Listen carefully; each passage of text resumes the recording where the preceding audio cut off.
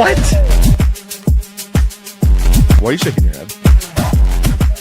You're welcome.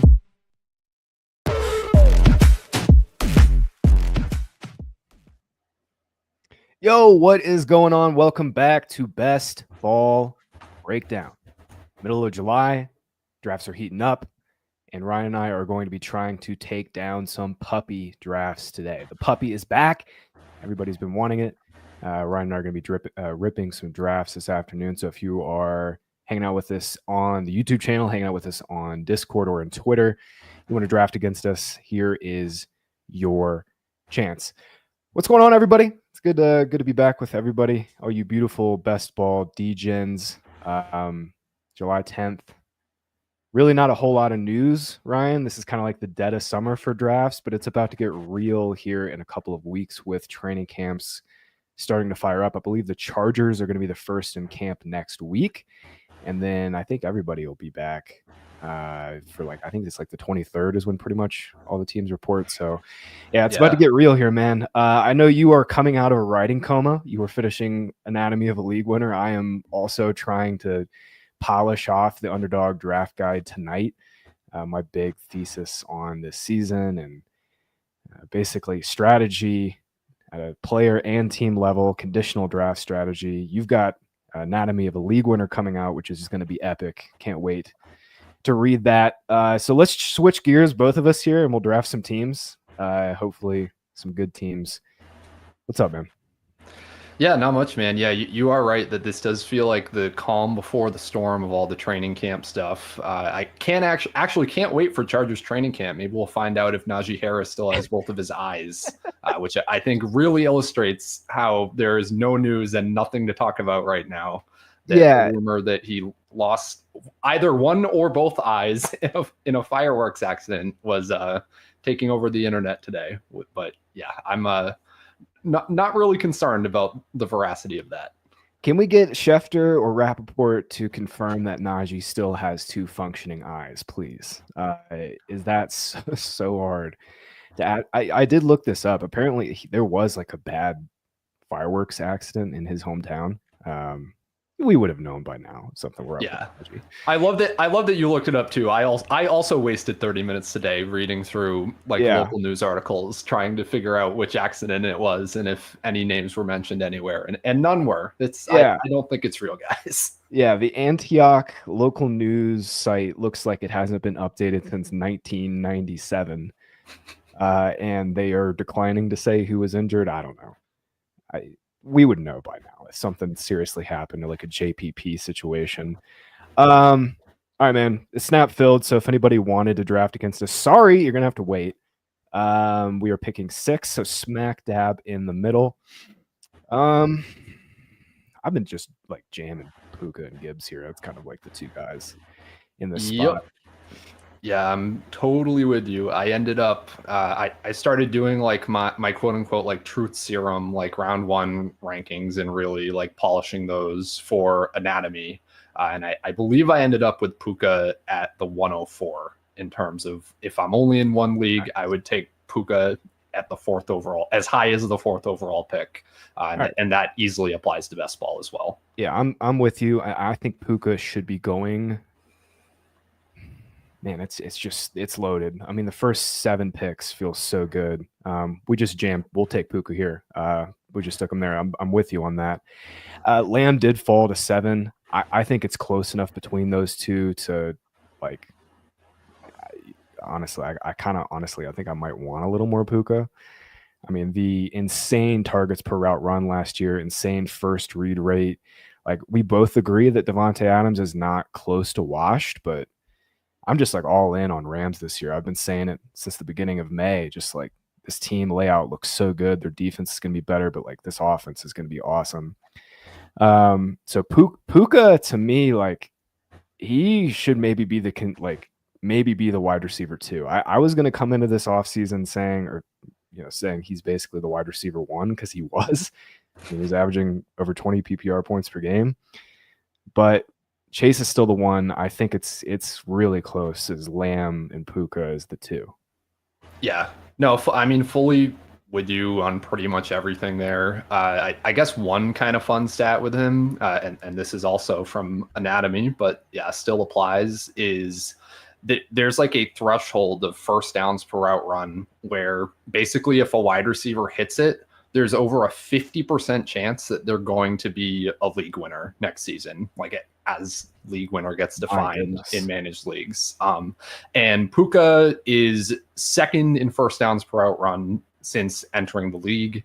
I believe he has had the highest rate last year of any receiver in fantasy points data history. So yeah, it's just nuts. Puka is gonna destroy this year. I would be Lad over Taylor, but whatever. I'm not gonna fight you too hard. Yeah, I just love JT this year. We'll take Lad though. That's fun. I don't know. I really like the wide receiver starts. If I don't get Achane in round 2, it's kind of what I've been gravitating toward recently. Yeah, and unfortunately, I think that's gonna go away. Getting Achane in this pocket is over. He should be going like 11, 12, 13, like in this corner. So yeah, I do think the days of getting Achane in the middle of the second round are over. JT just kind of stands out to me as like kind of the Saquon of last year. Just like, don't overthink it. This dude's awesome. Obviously, the offensive line is still really good. Quarterback situation with the Colts is obviously a concern, but JT has been the RB6 or better by fantasy points per game in every single season over the last 4 years, except for the 1 year in 22 where he busted up his ankle real bad. I think in round 2 this year, to me, it's like clearly an RB round or Lad or Rice. And you and I have been saying all summer that the tight ends in that pocket are overvalued. In my article, you wrote a great article on the site right now, basically debating Bowers versus McBride, whether or not you should take them in redraft leagues. It was a great piece. Anybody who hasn't read it yet, make sure you go do it. But I'm throwing more fuel to that fire in my draft guide. The advance rate data on early round tight ends has been atrocious, like even with the crazy Kelsey year.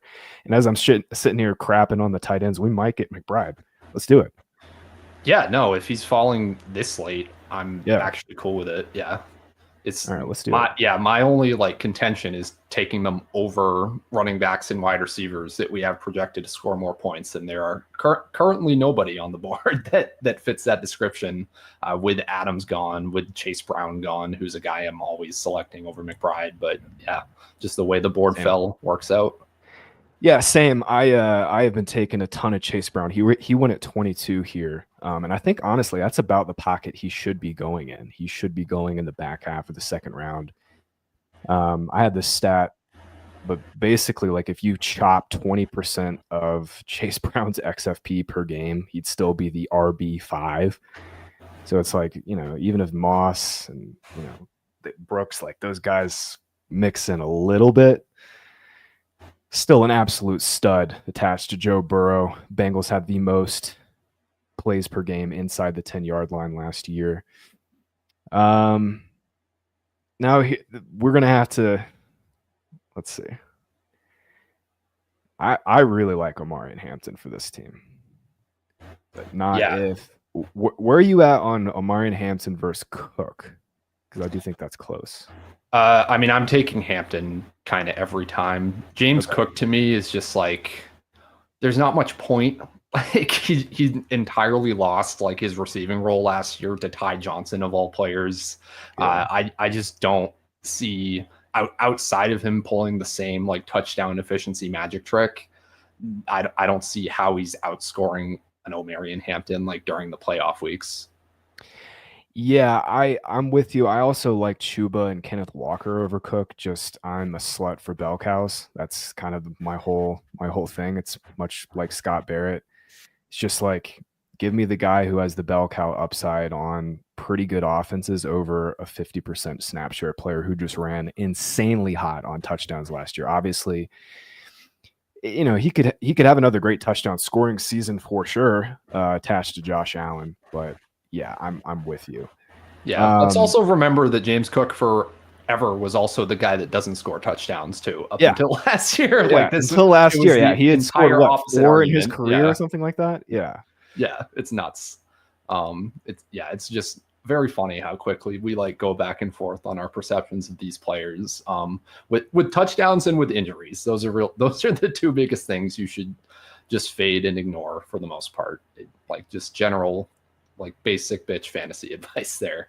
Yeah, Greg, I'm with you on JT. The quarterback situation also scares me, but I don't know. By the look ahead lines, Colts still are pretty good, like projected offense. Steichen is still a pretty good coach. Daniel Jones is certainly nothing special, but I don't know. JT is just awesome. Their offensive line's really good. I think they're going to lean pretty run heavy, and even getting a few extra checkdowns for JT should be nice. Yeah, Jacob, I'm also with you on this too. Like Achane really does profile as a first round pick. I think he's going to continue to kind of creep up, like I said, into that pocket of like 10, 11, 12, but he really does profile as a first or second round, or excuse me, maybe the RB5, I think, RB4, RB5. Yeah. All right, Chuba versus. He's my 107. There you go. Yeah, I think in redraft, I'm with you. In Underdog, where these receivers in the back end just project so well, and like Nico can kind of see it. Let's take Chuba here. Yeah, kind of It's forced into into nuts it. here. Would have preferred Walker, but I think Oh, he yeah. was totally fine in best ball. Yeah. Yeah, the Walker versus Hubbard debate is like not even a debate to me, really. Like Ken Walker just has more upside. He's a better football player. I mean, Clint Kubiak's RB1 has basically he's just been the nuts, Yeah. Just in terms of, I tweeted this out the other day. Basically, by XFP per team play over the last 4 years, first place is Christian McCaffrey.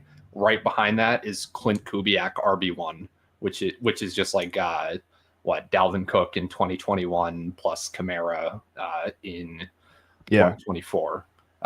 And also a few Alexander Madison games, if you want to count those, in 2021, where he averaged like 21 expected fantasy points per game. Yeah, that's not a name we bring up anymore. Alexander Madison is permanently banned from the fantasy football lexicon.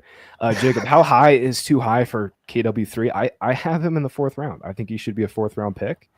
If we're taking James Cook in the 4th round, we're taking Amari Hampton in the 4th round. I think all of these players kind of profile similarly.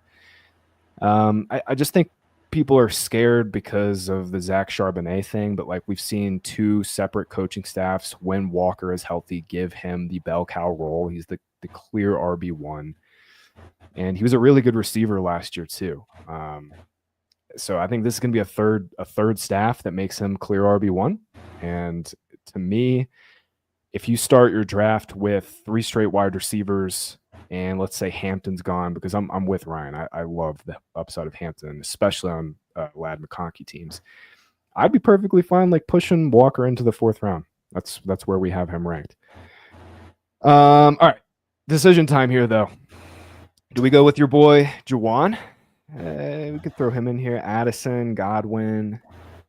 That's the 3 for me. Any of the 3, I'm definitely cool with. Harvey definitely want a receiver though. Yeah. With Harvey less so, just because we need a 3rd receiver here. We might get caught out if we don't. Yeah, Graham, I don't think I've asked you this, Graham, yet. I feel like I've asked this to everybody on every best ball show except for maybe you. Do you think the Jordan Addison suspension is priced in? Like, when the announcement comes and it's like a 3-game suspension or whatever, do you think his ADP is going to drop? I'm on the side of no. I think it is priced in, but obviously we've been proven wrong about basically everything being priced in the history of how underdog drafters behave. So I'm curious what you think there. I think it's not fully priced in. I think he'd probably fall to, I don't think he's going to fall past Pearsall. I think he'd probably fall to like the low 70s. And we're kind of already seeing that. He opened at he was going 59, 60. He's at 65.5 now. We actually are going to get some news, I think, in a couple of days on that front. He has his jury trial, and I don't know. I'm not a lawyer. We'll see how that goes, but I don't think it's fully priced in. I think it's somewhat like maybe 90% priced in. He'll probably fall like to the end of the 6th round. I think that's my bet. Yeah. No, that's fair enough. I just like, to me, I would take him where he's going if he was suspended for 3 games, 4 games. I would take him at like the 5-6 turn if he was suspended for 3 games. Like it's all fine to me. Yeah. But In yeah, best it's like ball, I mean, something to range of outcomes consider just if you're really doing a lot of matters. drafts. Yeah. Yeah, I've been drafting a ton of Addison. I will hammer him if he does fall to the end of the 6th round. And I mean, over the last 2 years, I mean, only like 9 receivers have finished as a top 5 fantasy wide receiver more often than Addison. I mean, he's got such a huge ceiling, and we're all over JJ McCarthy. All right, here we're obviously okay. You got any receiver? I like I like Jaden Reed here Okay, as well. of I've been course. taking a lot of downs, but wouldn't complain about that either. No, I'm good with Jaden Reed. We'll mix it up. Yeah. I do feel like I'm a little bit on an island with him this year. Like I know the Packers are going to throw more based on all of like the P-row splits from last year after Jordan Love had his groin injury. Reed averaged like 18 fantasy points per game before that happened in Love starts before that second injury.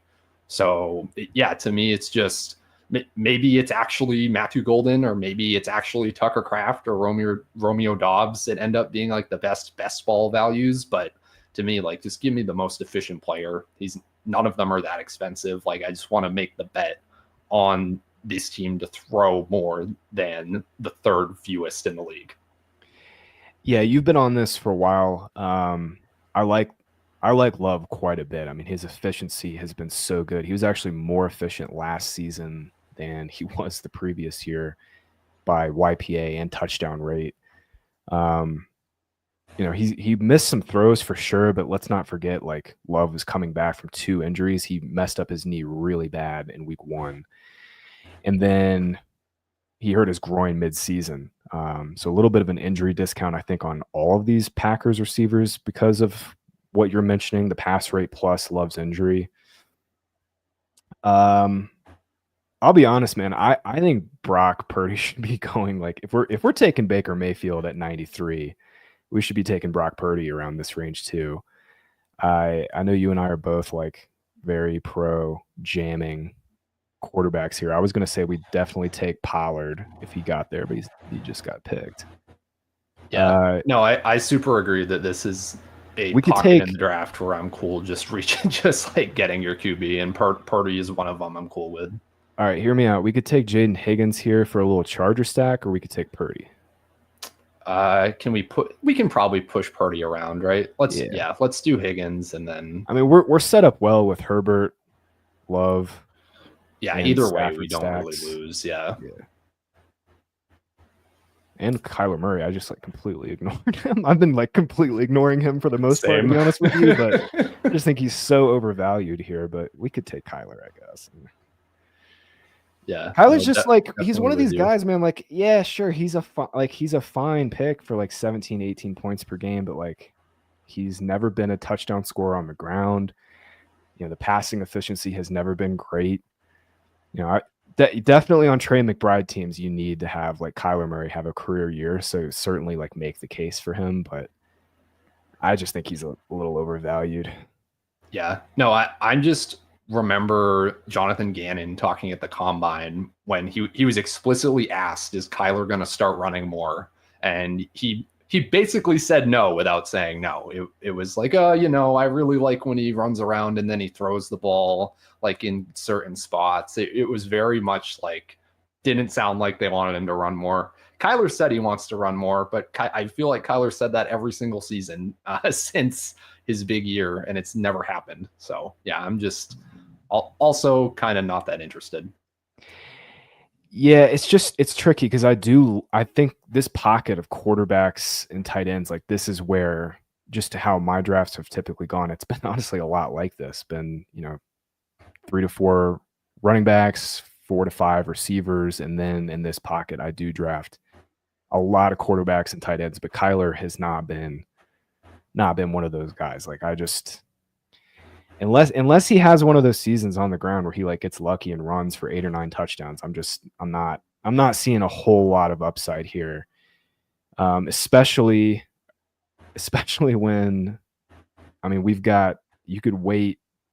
Well, now not anymore. Fields is starting to come up, but like to me, Fields has more rushing upside than Kyler Murray, and he goes a round later. Drake May has more rushing upside than Kyler Murray, and he goes 2 rounds later. All right, Purdy over Murray. I'm doing that. Yes, absolutely. Good But call. no, I agree. call, Like the late round QB is super dense this year. Like it's very. I'm still trying to figure out like exactly which guys I'm going to include and exclude for anatomy, just because there are so many of them that I like. Fields has a big case. Purdy has a big case. May is obviously making the article. Even later guys that Jordan Loves, JJ McCarthy's, all these types are really, really interesting to me.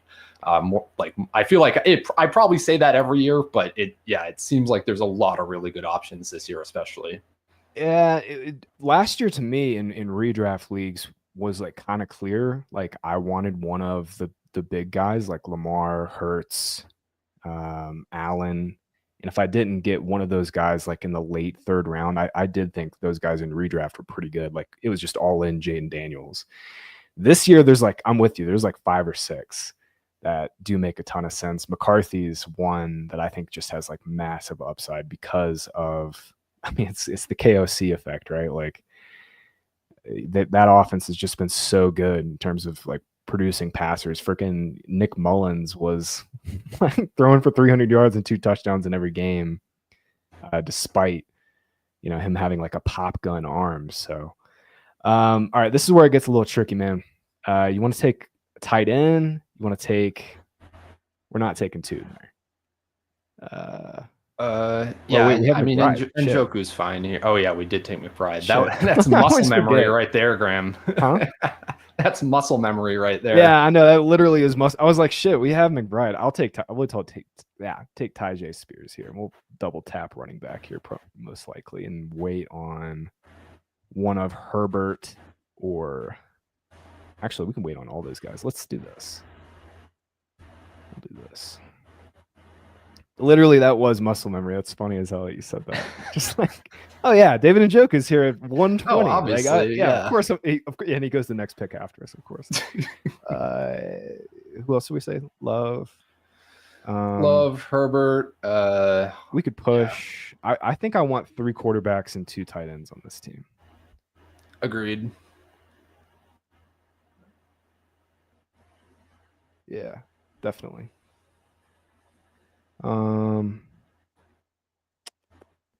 Actually, this might not be a Tootin team. I feel pretty good about those 3. So this will probably be like what, a 3-6-7-2? Yeah. Yeah, I would think so. All right, we'll take some late round running backs here. Ramondre Najee, yeah. Look at running backs. Yeah, we could. There goes Tootin. I'm not really feeling any of these guys, to be honest with you. Yeah, me neither. Big, long, flat tier here. I hate all these running backs so much. Yeah, pretty much same. I think like Rashad White might be like okay on this build where we need like guaranteed production because we're kind of in la land with Hampton and Spears early season. But yeah, Chuba's the linchpin to this team right now. Like he has to be a really strong RB2 for this to work. Because Tyjae, to me, is like he's got a little bit of standalone value, but he really needs Pollard to get hurt to crush. Hampton, like you said, we're probably gonna be waiting midseason. I took Herbert, just full on stack. Yep. So what we'll do, McBride's got the 8 bye. That's pretty much clear of all the late round guys we like. Yeah, dude, I think this is literally like the second time all year I've taken McBride. Like my brain is trying to figure out how to do this. Yeah, I just have so rarely taken Bowers or McBride. Like I think they're going to continue to fall by ADP. All right, so we'll wait and we'll take Stafford 1 round later. This should probably be a running back next. Garindo would make a ton of sense for this team, I think. Yep. Algier's fine too, but yeah. I'm with you on that. Yeah, that's really kind of it in this pocket. Roshan's gotten a little cheaper, which is surprising to me. He was starting to kind of pick up some steam, and now he's kind of settled back in the mid 160s. We're not taking him here, but yeah, you brought him up a couple shows ago as a pretty decent bet, and I started digging into more of that. I mean, it's like if they don't sign anybody, man, like he's Yeah. one injury away from Swift to having the keys to a very potentially very productive backfield, and 160s is very cheap for him. Like he probably should be going maybe a round earlier. All right, so Yeah. Rashad White versus Garindo. I think for this team, I think I like Garindo more. Yeah, we got the Purdy Jennings stuff going. Yeah, Garendo's fine by me. Yeah. Just gotta really believe in Chuba, which I suppose we do. Yeah. Let's see. We're 10 away. This should. I will say on this probably Roshan, should be another running back here. Yeah. We got to take Stafford, right?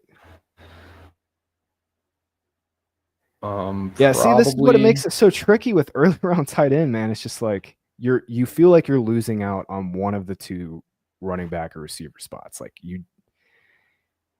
on this team, our receivers are awesome. Obviously, I mean we've got Puka, Ladd. I'm with you on Jaden Reed and his upside. I mean, he had like nearly the same type of season that Jameson Williams did, but Jameson Williams goes in the 4th round now. We could push and do. Yeah, we can just keep pushing tight end and keep. Yeah, it's.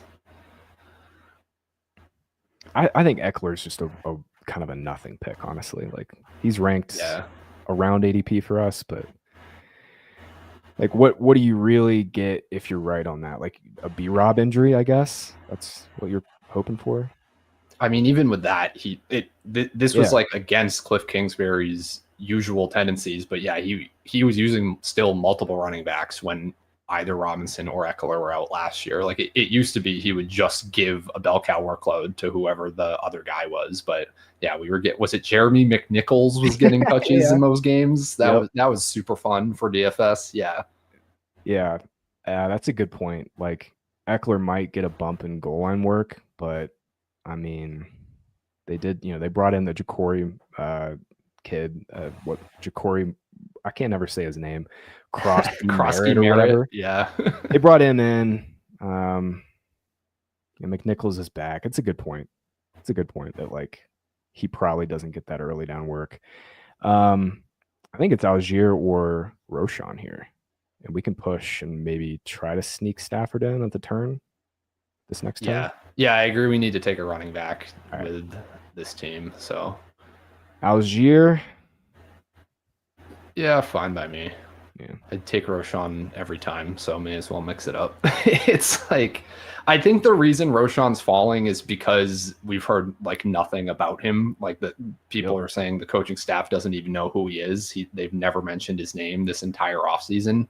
And whereas like they've talked about Monangai, but like guys, they just had like rookie camp, whatever, a month ago. Of course they're talking about the rookies. Like, I don't know, the idea that because we've heard nothing positive about a player in early July means, oh, maybe they're not actually going to get a workload is ridiculous to me. Like this is the creep of the 24/7 365 news cycle. We always have to be plugged in on every single player. And if we're not, we start to freak out and Roshan Johnson falls a round or two in ADP. Like it doesn't make any sense.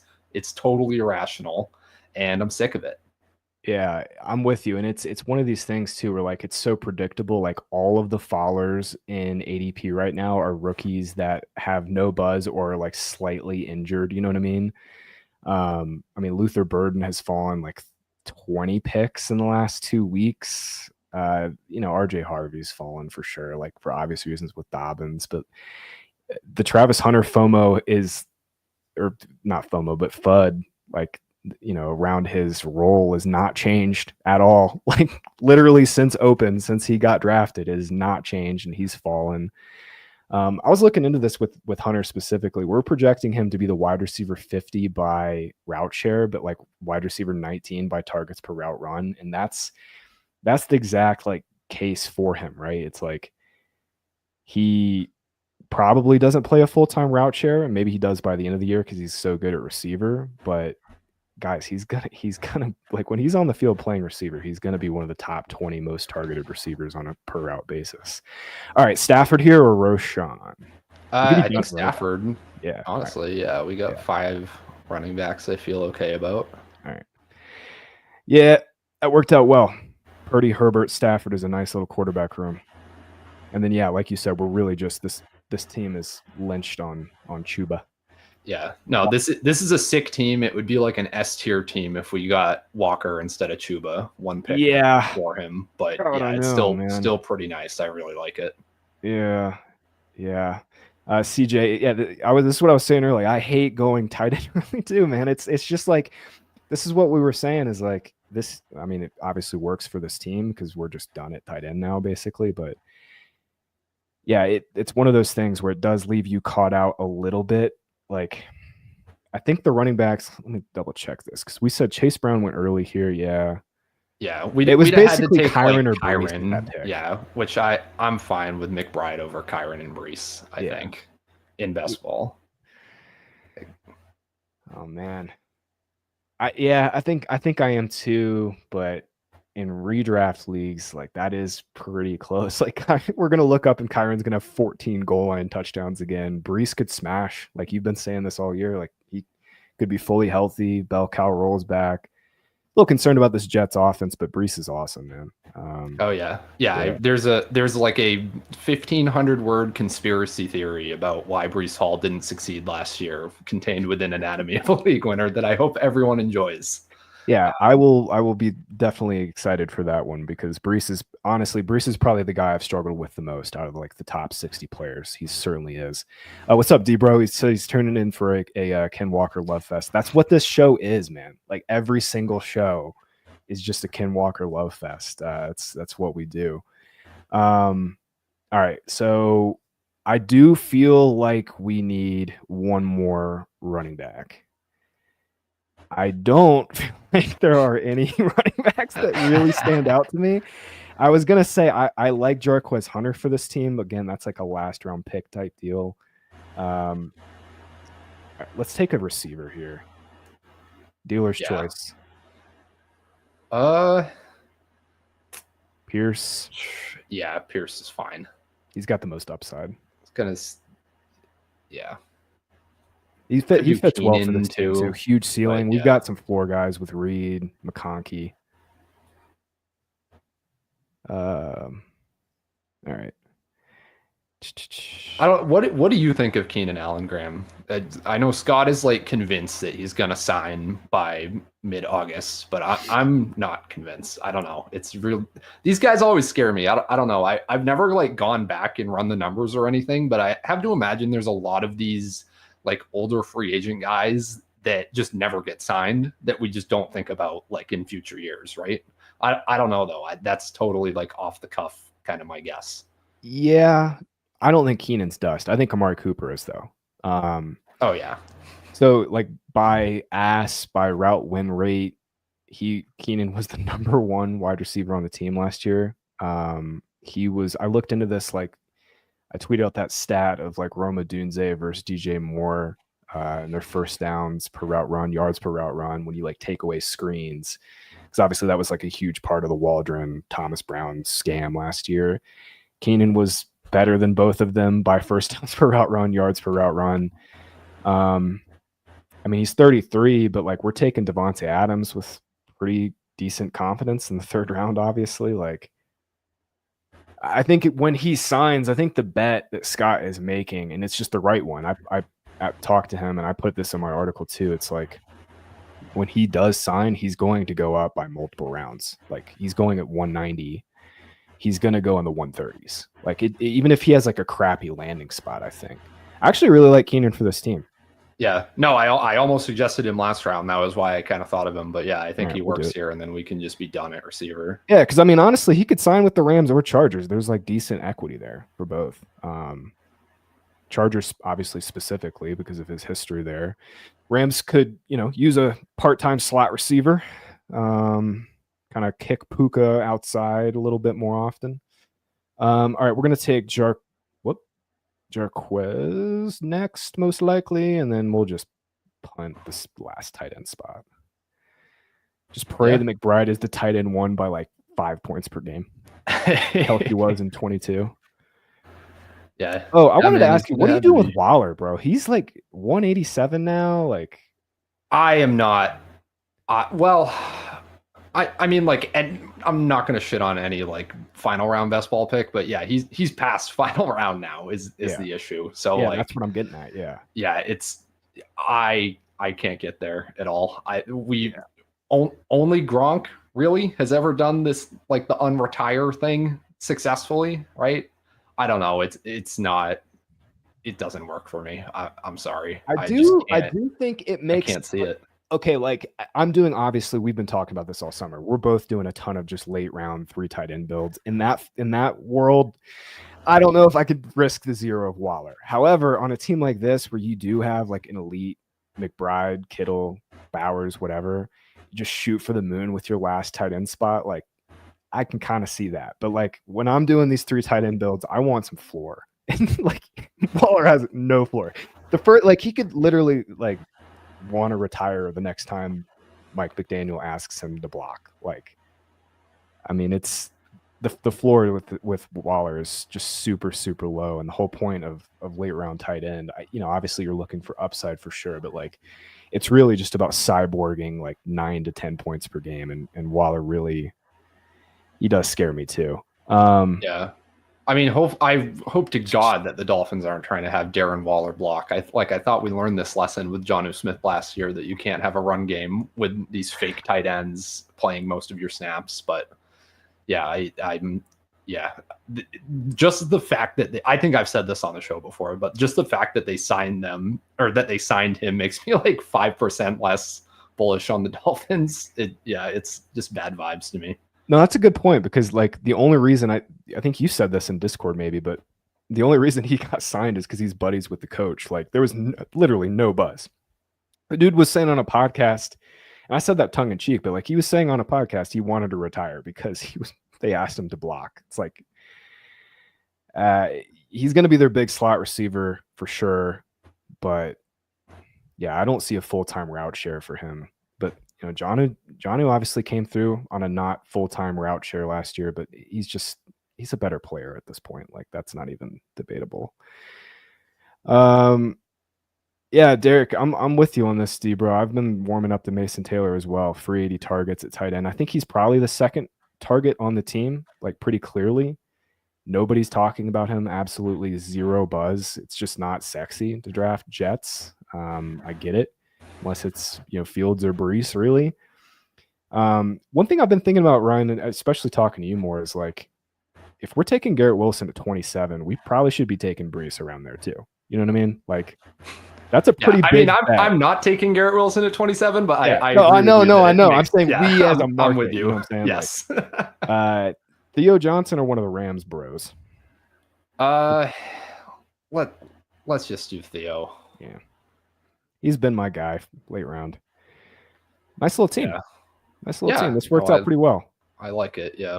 We really need Chuba to come through. That's the linchpin to this team, but these receivers are very, very sexy. Let's hit a couple chats here. We skipped over for a few of these questions. CJ is talking about Jalen Wright being a nice sleeper. I think he is a decent price right now, Ryan, but I mean, we're both just like, maybe I've just been Devon Achane pilled to a point where like I can't see this clearly. They did draft Ollie Gordon, who kind of gives them that bigger goal line back role. So if there were an injury to Achane, I think we could see Gordon kind of mixing in on some early down stuff, maybe near the goal line, which could hamper Wright. But yeah, there's some contingent value for sure. A little bit of standalone value, but I don't see enough to a point where he's like a smash pick. You know what I mean? Yeah, agreed. I don't think Wright has the receiving upside that Achane does. I don't think any Dolphins running back other than Achane has like the receiving upside. So yeah, it's kind of all their backups are kind of whatever to me. It's if you feel really confident that one will take like the old Raheem Mostert goal line role or something, would be the only reason to draft them for me. Yeah. No, that's a good point about the receiving role too. Nobody's going to copy that Achane role. So if Achane were to get hurt, it'd probably just help Waddle and Tyreek a little bit more. Yeah, Baker's ADP is too high, CJ. I'm with you on this too. I mean, he's a huge touchdown regression candidate. I think everybody and their mom knows that. Like, Baker is not repeating a 7% touchdown rate. And like I said, if we're really confident in Baker and Patrick, Mahomes is like being these kind of next best quarterbacks after the mobile guys plus Burrow go, like, why shouldn't Brock Purdy be a part of that? I mean, Purdy on a weekly basis is like finished as a top 12 fantasy quarterback at a significantly higher rate than Patrick Mahomes has over the last 2 years. Obviously, no Debo and Ayuk, I think, is kind of pushing him down the board a little bit more. Yeah. And it's stupid because he was still like maybe not by fantasy points per game, but by most every other metric, top 5 quarterback last year without Debo and Ayuk. The whole team fell apart and Purdy was still sick. Definitely with the commenter on Baker. Also, Wirfs possibly being out for the first 4 games like scares me a lot too. Just because Baker, if he had, I love Baker, one of my favorite players in the league right now, but if he has a fault, it's he stands in the pocket too much and takes a lot of sacks, and you see that in the pressure to sack rate stuff. So yeah, just any like the Bucs line getting any worse in pass protection is genuinely scary to me. Yeah, no, that's a good point. You know, Wirfs, they basically tried to wait on his knee injury and just it wasn't getting better. So they're like, screw it. It's mid-July. We got to get you right for the middle of the year. So he had to get surgery. But that's a good point. Start the year. The final thing I'll throw on the Purdy fire is like this Niners schedule is like money. They have the easiest strength of schedule by opponents' win totals. And I think Scott had him at like the 2nd or 3rd easiest in terms of adjusted fantasy points per game allowed. Just like hammer time to me, like absolute hammer time for Purdy. All right, let's rip another draft. These 20-second drafts go by so quick, man. It's awesome. That was what, 35 minutes? Yeah, no, they're great. We were I was joining Neil Orfield in the Flannelverse on his show yesterday, and I was on with him and John Daigle. But I will say with 3 people, very difficult to stream a 20-second clock to get for all 3 people to like say their piece. Yeah, and like actually have time to draft a team and make picks. It is difficult. Yeah, we'll get Neil on. I'm gonna get Scott on at some point this year. But that's why I've been doing the 2-mans just with you and I, because it's like it's too many voices. Like, you know, like I almost the last year when we had 3-man shows, I just let the guest make picks basically.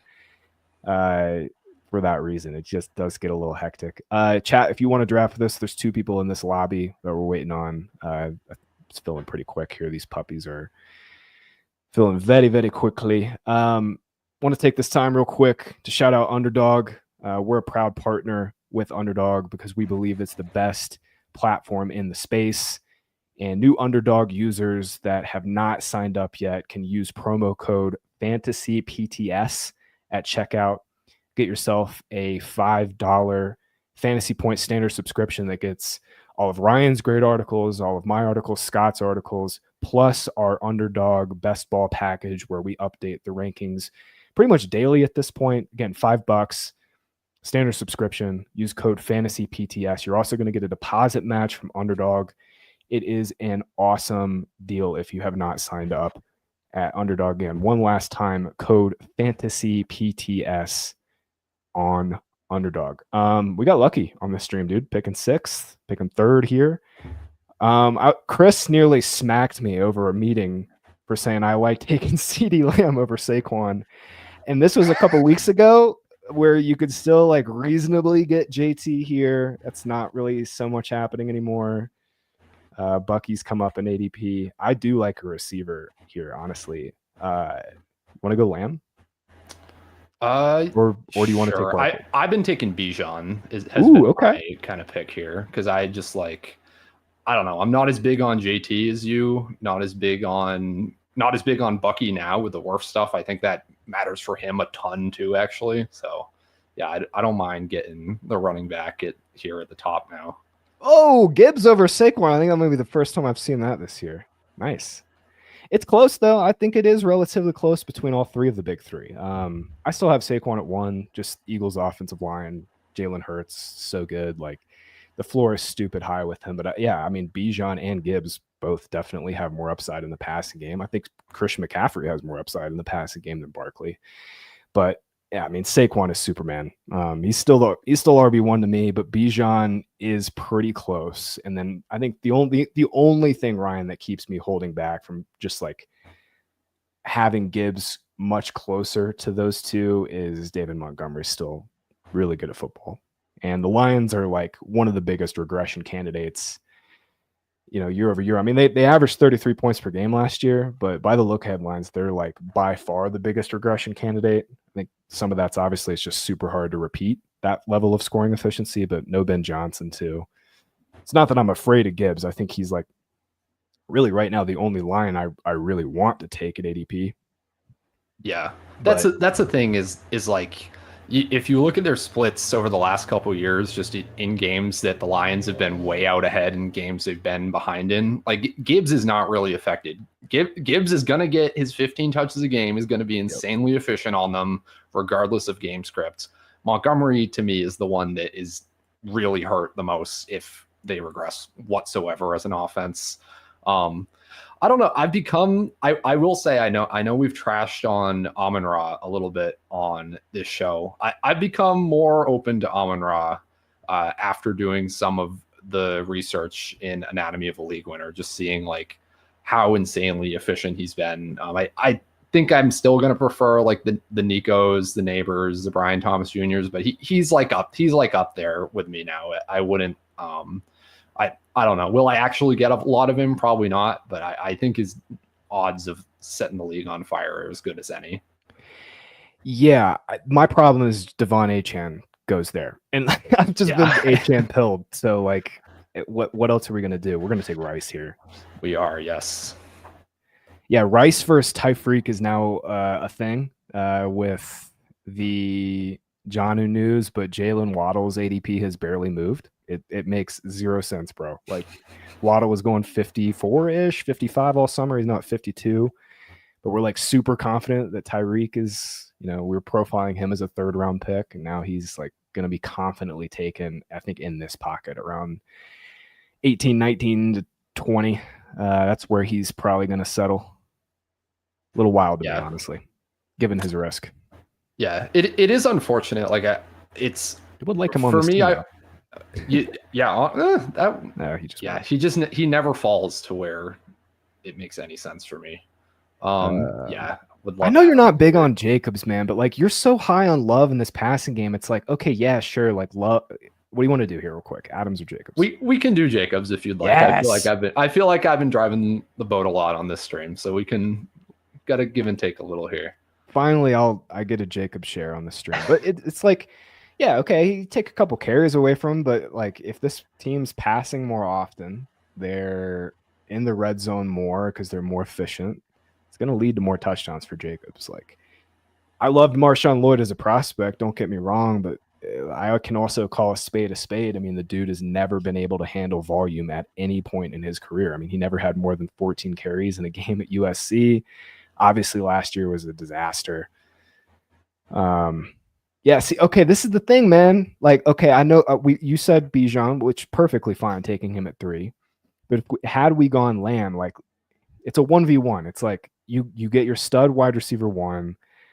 Unfortunately, JT, Bucky are no longer going to be at 22. We could have taken Chase Brown, but like Lamb, Rice, and Jacobs is sexy to me. It's not that like Bijan and Jacobs isn't great. Like we're basically done at running back now, but I think round 1 to me on Underdog this year is like clearly a receiver round if you're drafting like where we were in the last stream or the last draft, like 6, 7. In this pocket, it is closer with the running backs, but like I've really been enjoying taking the JTs, Jacobs, Chase Browns in this like 2nd, 3rd round pocket over here, and kind of it's risky, but taking a little less Bijan and Saquon is the trade-off.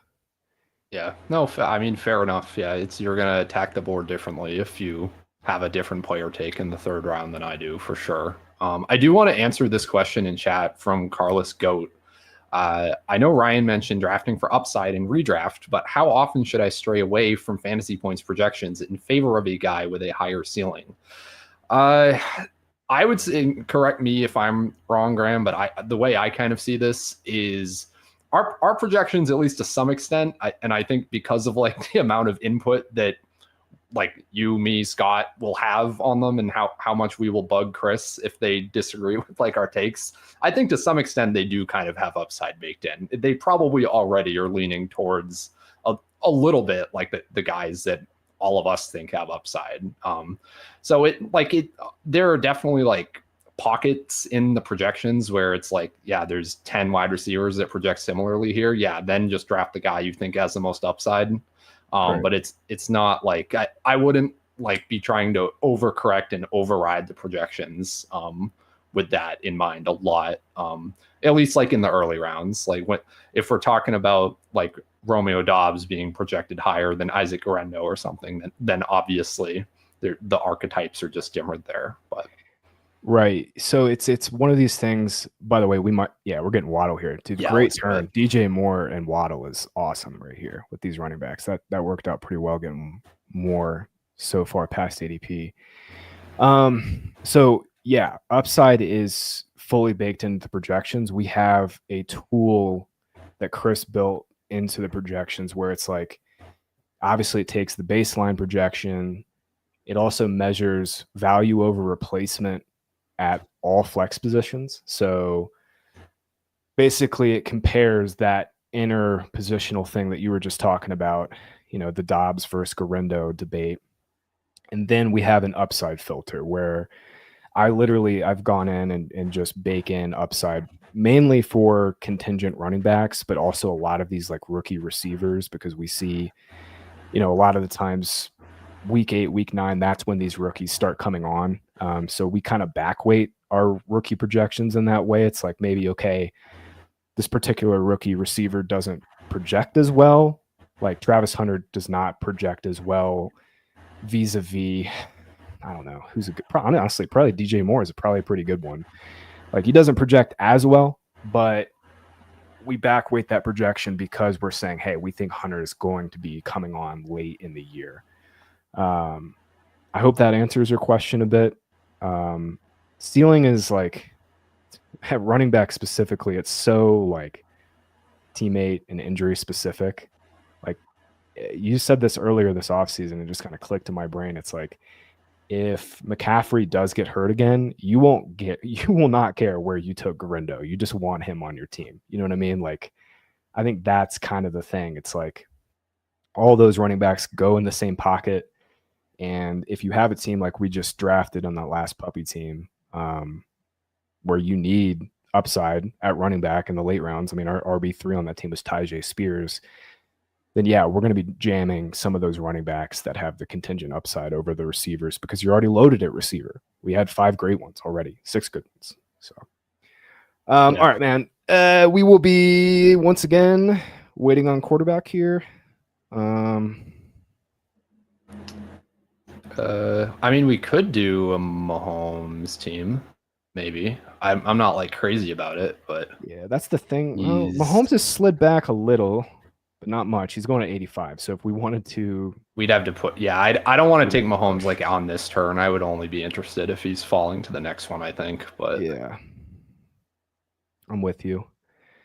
It's just there's too big of a fall off at running back and wide receiver kind of after this turn to be reaching for QBs just yet. But yeah, what you want to do here, man?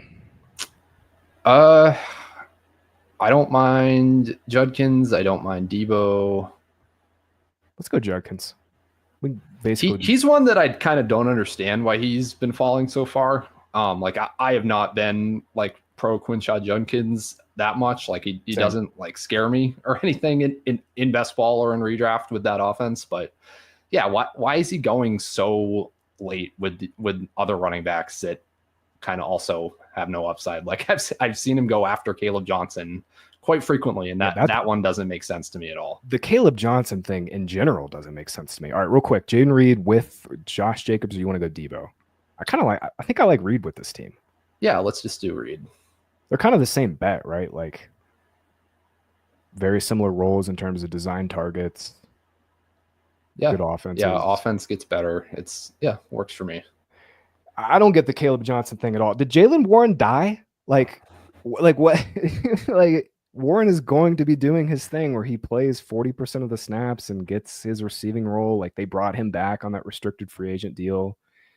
I mean, Tomlin was even saying that he could be the RB1 before they drafted, obviously before they drafted Caleb Johnson. But like, Yeah, no, I think it's likely that Warren opens the season as kind of the 1A as well. Like he's kind of I'm very interested in Warren both in best ball and it's like a contingent slash what if the late third round rookie pick doesn't develop in the way that we expect him to, kind of upside pick, even in redraft. So yeah, I'm definitely shocker. I'm team Jalen Warren. That's very different from past years. No one could have guessed Ryan Heath would be on team Jalen Warren, but yeah, I was on Jalen Warren last year too, over Najee.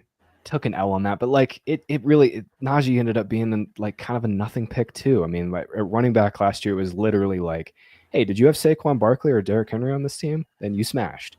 If you had like a late round running back group that did all relatively well, like Najee, he paid off ADP. He didn't smash. Like it didn't matter because Saquon and Henry and Gibbs, especially late in the year, Gibbs was unbelievable. Those are the three guys that you had to have one of those three. All right, another team where we're going to push quarterback. Mahomes went at 79, which is kind of wild. This team has two receivers, Nico and Jacoby Myers. Wow. Yeah. Let's see if that works out for him. Day 62. I wish you good luck with that. Interesting build though. He's got three good running backs. I like the running backs that he has in terms of the build, but yeah, I mean, hey, we were making fun of like these super robust RB builds last year, and those were what absolutely cleaned up going running back like rounds 2 through 4. So yeah, just to put a bow on the Judkins thing, man, like the Browns are the worst offense in the league in terms of projections, implied points per game, all that, but like he's going to be a full-on bell cow, like full stop. Dylan Sampson is just a guy. Jerome Ford's on the last year of his rookie deal, and we've now seen him, be replaced by 3 running backs. Yeah, like Judkins to me I'm with you. It doesn't make much sense that he's fallen. Judkins versus Henderson is close though, because Henderson's receiving role I think is going to be better. Patriots Patriots offense in general and team in general is going to be better. But Judkins, to me, like I said, I'm a slut for bell cows. I do think he's one of these guys that is undervalued from that sense. We can push quarterback again. We're gonna probably take one of these guys next. Yeah, just take a receiver. I don't care which one. Let's do Jaden Higgins again. He projects. I got Cup one spot over him, but meh. Yeah, I just can't Cup is like kind of the anti-corollary to everything you were just talking about with like backweighting the rookies in projections. Because like these like very old and washed guys, it's just very unlikely that they're still going to be around posting like usable ceiling weeks in weeks 15 through 17. So Cup is just he's just kind of off my draft board in these formats. Yeah, I have not clicked him either, but he has slid back in ADP, which has been nice. So, if you do need like a floor receiver in this spot, but I'm with you. I'm drafting for upside. And we were talking about in the last stream, I'm just jamming a lot of these quarterbacks and tight ends in this pocket, just the way my teams have been built. Love Caleb here because then that will let us go with like Loveland later on and backstack him. Oh yeah, perfect. Yep, we'll take Caleb here. I'm gonna go ahead and throw Love in the queue because we got all of his dudes. Probably go Love and Loveland. Little Love squared. What? Nice. And we can wait on Tua too. Tua's come up in ADP though, dude. I've been pushing that wagon pretty hard. He was going in like 156, 157, I think, when I first wrote my article in like late May. Now he's up in the 140s now. So that whole pocket, quarterback 15 through 30, is going a little earlier than typical. So it's one of those things. It's a scarcity thing. I also think these receivers in that pocket are just terrible. Like they really don't project well. I've been saying this all year. Like you want to have your 4 to 5 guys by where we just got our 5th in Higgins. It's a really, really bad pocket between 115 to 145, 150 this year. It's just feels like a humongous dead zone at receiver.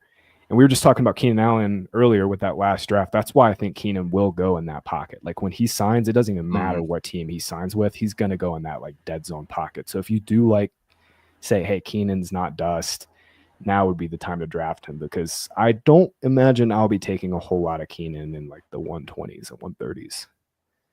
Yeah. No, fully agree. We did I joined late on Neil's stream yesterday, but I joined after they had taken 4 running backs in the first 4 rounds, and we started having to draft some receivers that I'm not proud of. We were clicking like Christian Kirk. I can't even remember some of the guys we were clicking, but it was disgusting. Yeah, there's nothing at receiver after like round 9. Yeah, the Kirk thing is, I don't get Kirk either, because like they did just draft Jaden Higgins, who's going to play on the outside. Kirk was a part-time player for the Jaguars, even when, even last year, like, when it was Ingram and Davis and BTJ, like he was coming off the field in 2 wide receiver sets. That's going to happen again with the Texans. Yeah, I don't get the thing with Kirk at all. All right. We don't have to, unless you feel very strongly about any of these running backs. We other than two, and I don't feel strong about the running backs. We could add Burden to this Bears stack too. He's got an earlier ADP than Loveland now. Yeah, good call. I think it's fine if he's our 6th receiver. Yeah, let's do that. Sorry, Greg Lawrence, your question has been up on the screen. I wanted Henderson over Harvey. Yeah. It's still Harvey for me. I just have more of a belief in this Sean Payton offense to just feed running back targets, essentially, more than I do for McDaniels to do the same thing, or for the Browns to be a functional offense. So for me, it's Harvey over both of them fairly easily, but I can understand why others would disagree. I don't think anybody should disagree. I think you're just right on Harvey. The upside is just so immense. 2 years ago, Broncos had the most running back receptions. Last year, it was the 4th most with freaking Javonte Williams and Jaleel McLaughlin. Real quick, do you want to take Love? I think they both have the same vibe, but Love's probably more important to the team than Loveland. Yeah, we can just go with late 3 late round tight ends. Whoops, maybe we can get him back. I doubt it though. Highly doubt that. J.K. Dobbins, like he was middle of the pack in yards after contact, middle of the pack in missed tackles forced per carry. 2 best games came against the 2 worst run defenses, or 2 of the 5 worst run defenses last year in weeks 1 and 2. He didn't get that big of a deal. Like he got $2 million guaranteed. That's like the same amount that Rico Dowdle got. Like I get why Dobbins has been pushed up into this range. He'll go here, and he already went 114. That is wild. That's the same guy. Why are you not? Okay. All right. Interesting. But Harvey's upside is so sick. Like we've been talking about this all year, but like the 6th round range is just wide open, and in the 7th round. So like, yeah, shoot for the freaking moon with RJ Harvey. He went earlier here, 57, had a Chuba. But yeah, Harvey is going 63, 64 now. I think he'll get pushed back in the 60s. Ryan, everybody's listening to me now. Pacheco's going in the 6th round, which he should have been all year. If we're taking, all these guys, this is a very, very flat tier to me. Dead zone be damned, for real though. Yeah, I do like these running backs in this pocket. Besides Mixon and I have not clicked. Yeah, no, I fully agreed. Yeah, I haven't clicked any Mixon or Swift, but yeah, the rest of those guys are all totally reasonable bets to make in round 6, I think. I haven't clicked Swift yet either, really. Like I liked him when he was going in the 90s when all this opened, and I was going to write him up as a value if he stayed in that pocket, but he's gotten pushed in the 70s. Like what's got you off of Swift? Whoops. I mean, just like everything we've seen from DeAndre Swift and pretty much his entire career has gotten me off Sorry, I of know him. that was Like, a little tongue in cheek. Yeah. yeah, I don't know, but to me, it's like, what's the upside? Like, we saw Swift in a lead back role on a good offense 2 years ago with the Eagles, and you did not need to have him whatsoever. He was like the RB23. Well, I I, mean, I he had a think really that's high just, advance rate. He had a decent advance rate that year, but that was only because the Eagles smashed. So yeah. So it's not because like, he if was you good. think the Bears are going to smash as hard as the Eagles did that year, then sure, I guess. But like, why not just make that bet on their passing game? That's so, at least Burden and Loveland, it's so much cheaper to do that with. Yeah, it's, I just can't with Swift. And also, like, I don't know, all the Swift talking points have been used ad nauseum, but last time he played for this coach, he averaged 7 carries a game. Yeah, and literally got traded because they were sick of him. So, I mean, the downside with Swift is very real, and I'm with you that the only way that he has the upside to really crush, and we're gonna take Tua here, be done at quarterback. The only way he has the upside to like really crush is, like you said, the Bears just absolutely blow out their team projection, and Roshan's nothing, Monongai's nothing. But that's just never been Swift. Like he's never been a full blown bell cow. He's always kind of been a high end ish workhorse. But I think there's way more bell cow upside with Pacheco, with Quinshon Judkins. I think with Trevion Henderson as well. Like I think Ramondre is still a good inside runner, but like this could be a Gibbs Montgomery type thing where, yeah, okay, Ramondre has more of an early down role, but does it matter all that much because Henderson gets all the passing down work and kind of the higher leverage work and some goal line touches. Mixon just scares me, bro, because of this foot ankle thing. Like I cannot get that out of my head. Like he's had a history of the ankle injuries and stuff. Like he's finally now being pushed back into the 60s where he should be going. Yeah, no, agreed. But yeah, it's just, I get so grossed out by the Joe Mixons, and that did, I will admit, that burnt me last year. The getting grossed out by Yeah, like the I Mixons and liked the Mixon Camaras. last year, but not this year. Yeah. Yeah, but I don't know. There's no way that burns me again for a second season in a row, right? Just Yeah. fading the old bell cow guys, like surely. Yeah.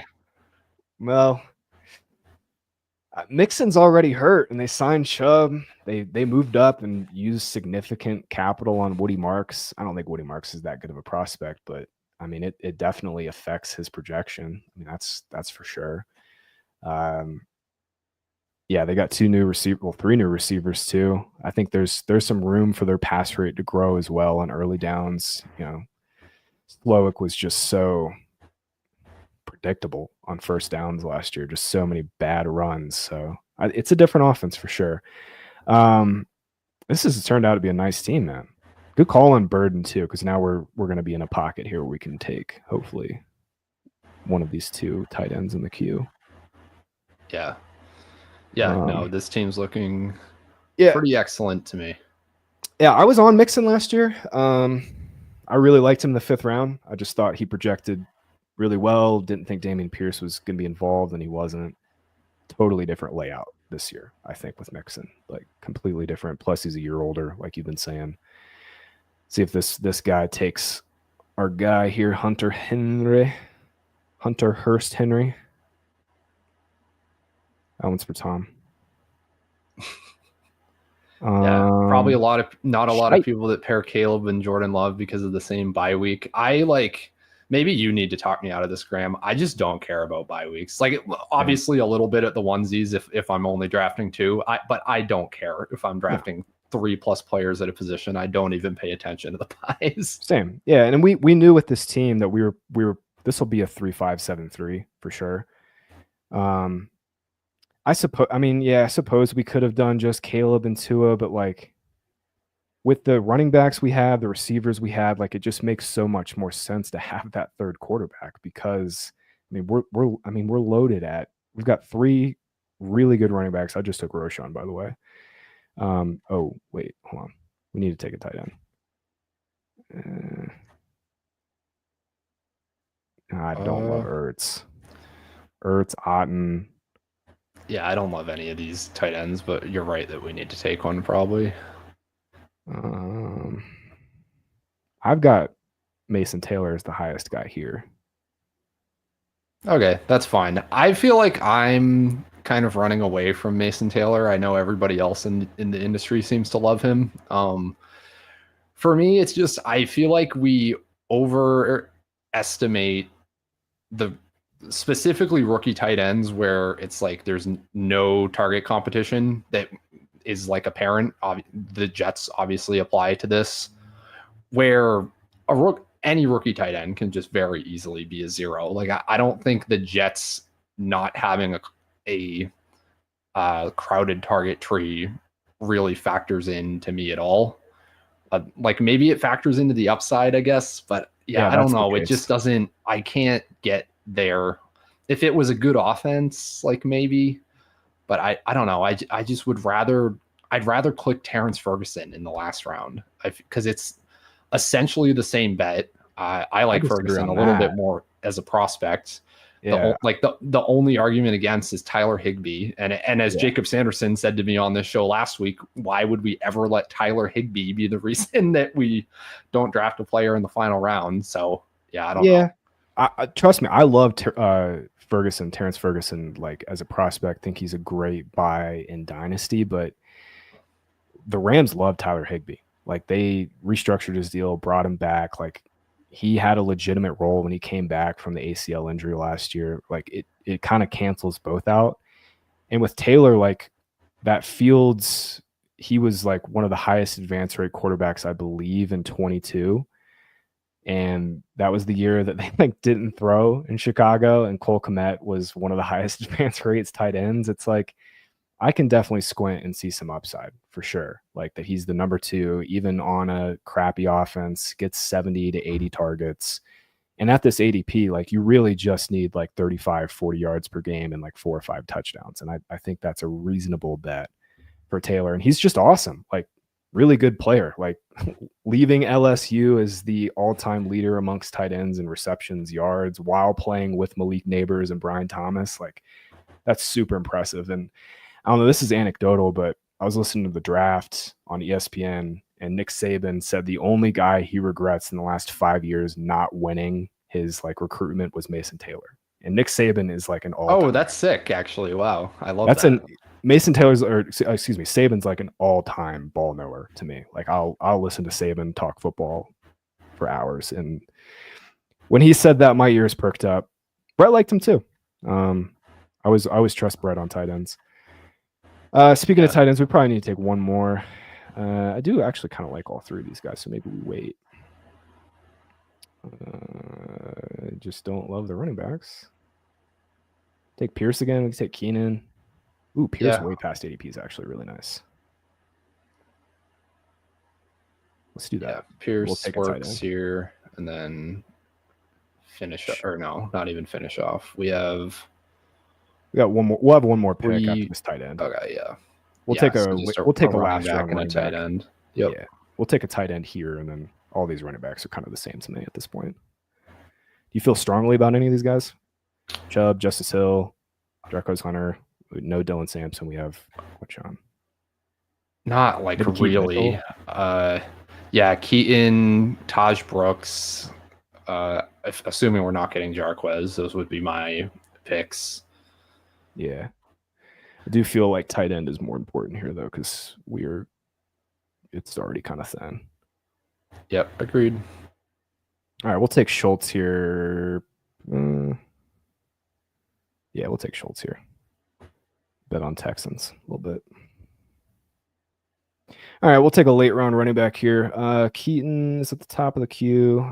If Chubb's not going to make it back, but I'll throw him in there.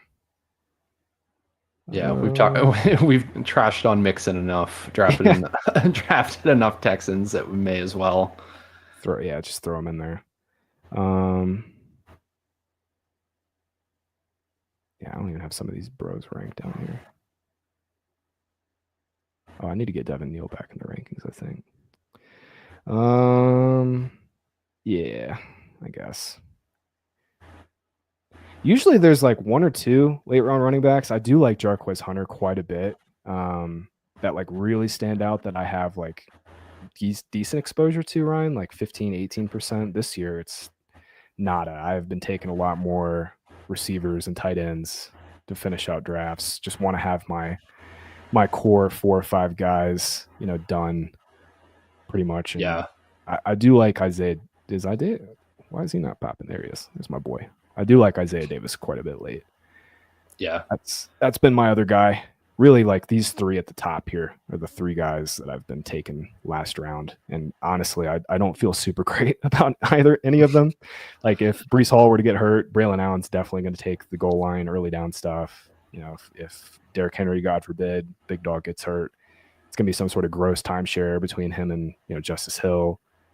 I think Jarquez. I will say that's kind of why I'm into the Taj Brooks thing, just because if Zach Moss like is actually a cut candidate, Samaje Perine to me is like a pass pros plus like maybe a few routes per game type of back, but like it's totally possible Taj Brooks would just get a big role. We've seen the Bengals just hand a giant workload to lowly drafted running backs before, obviously. So that's kind of my Taj Brooks bull case, but yeah, I that makes sense. I mean, Perine got more guaranteed money than Moss, so like I think Moss is certainly a cut candidate. They did redo his deal, but hey, Alex Faded's in this draft. What's up, Alex? He said he's drafting at 6. You were drafting next to the guy who only took 2 wide receivers, so that was a little nice for you. Let's see what you got, Alex. He's got Lamb, McConkey, Josh Allen. All right, yeah, it's a nice little team. Ooh, double stack with Allen. Ooh, triple stack. Kincaid. All right. Yeah, Chargers, Bills. All right, we'll take Keaton here. Let's see what else. Where'd you go? Someone also asked what we thought of Team 2. I don't know if Quincy Jones drafted Team 2, if that's why, or if he was just curious about Team 2 for some reason. But interesting. He goes with the Chiefs kind of double stack, just betting on like Kareem Hunt, Elijah Mitchell just being dust. Oh, Tyler Conklin with this team. That's interesting with the 3 layer round tight ends. I like that. 2, 6, 7, 3.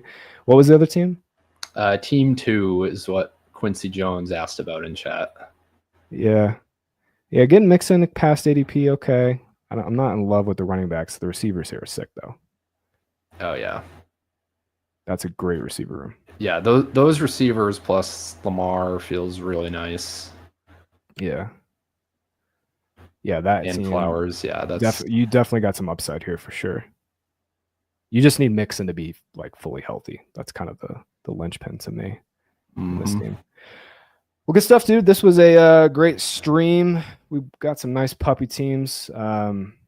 Everybody loves the puppy. Obviously, a little better advance rate. You get the 1 out of 10 teams advancing in week 15, and also in week 16. So, in terms of like, playoff equity, definitely a little easier to advance here than in BBM. Ryan and I did a little 3-5-7-3. We've got Bears, Packers, and a little Tua Waddle stack. To me, the strength of this team is definitely the quarterbacks and running backs.